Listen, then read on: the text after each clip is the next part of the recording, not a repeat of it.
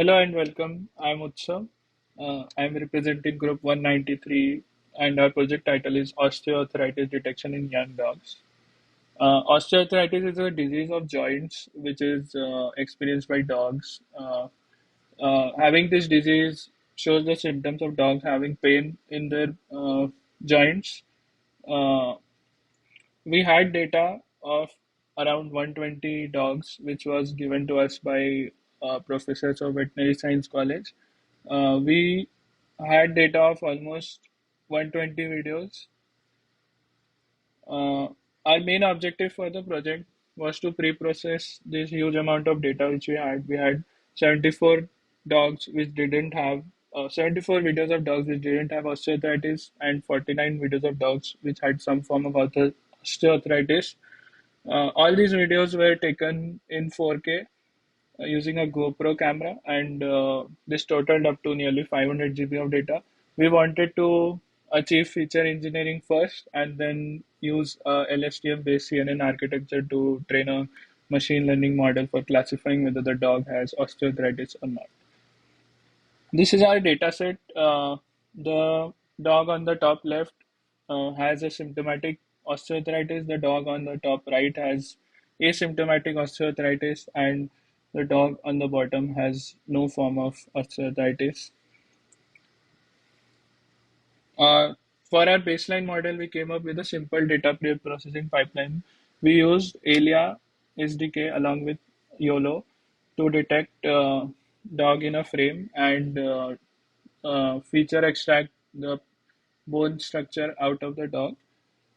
We simply chose those frames which had more than 5 bones extracted, and we used to use this to build our baseline model.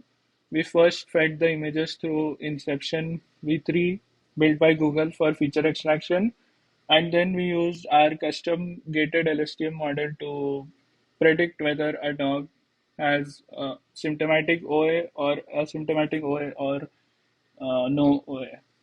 We use Adam optimizer with a learning rate of 0.001 and sparse categorical cross entropy as our loss function. The result was really bad. We got around 33% of test accuracy. The reason for it was there was just too much noise in the data set, as you can see. Since we put a condition that if there are more than 5 bones, we were also detecting humans in our images.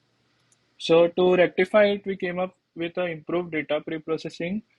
We changed the code of our object detection and started detecting whether a frame has a dog specifically, and we pose extracted we extracted the pose from the image and uh, made every other pixel as black for that image. Uh, we then converted these frames into a text file or a CSV file, and we saw a huge reduction in data. Each video uh, of around 2 GBs was converted to a few KBs of text data. This came with a downside that each video took almost 2 hours to pre-process. Using this, we were able to build a fully custom, simpler model as seen in this slide. We had a convolution layer followed by batch normalization, flattening the layers. Then we input it to a LSTM with 8 neurons, and then uh, finally in a fully connected layer, we were predicting the whether the dog has osteoarthritis or not.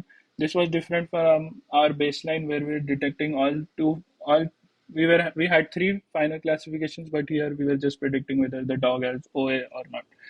We use the same Adam optimizer. We decrease the learning rate by tenfold, and we use binary cross entropy since we had a binary prediction. As you can see, the result increased significantly. We were able to achieve approximately 70% of test accuracy. Uh, and you can see, like, just by increasing our data pre-processing, we started achieving good results.